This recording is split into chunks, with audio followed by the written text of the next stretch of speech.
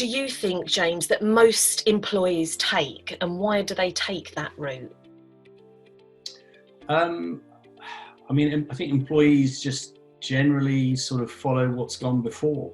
You know, if there's a process in place or a system in place, you know, there's not many employees who are going to stick their hand up and say, I think there's a better way, although perhaps that's changing. And, you know, you are getting people being a little bit more sort of proactive and looking at that. But I think generally sort of employees tend to go down the path that they're used to. And from a training perspective, you know, there is a certain inertia within the organization to a degree, and embracing new technology is challenging and has risk.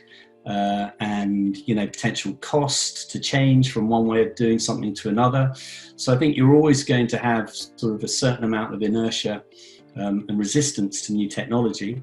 And employees will often just kind of toe the line. But I think, sort of back to a previous comment, I do think their expectations are increasing. And therefore, what I think you'll find is, you know, as employees become better informed about the technology that's out there, for example, virtual reality, it's getting more profile, and, you know, with better headsets, cheaper headsets, it's becoming a little bit more mainstream. So I think people are starting to understand what it can do. So I think what you might have is, you know, an element of employees starting to say, why aren't you looking at this technology? You know, I'm training, I'm still on my, you know, my desktop at home going through stuff. Why can't I do this in VR? I think it'd be really good. So I think as they become better informed, their expectations increase. And, you know, what I'd hope there is they then sort of bring those expectations sort of back to their companies and say, hey, have you thought about this? And, you know, if companies hear it enough, it's something they need to then look at.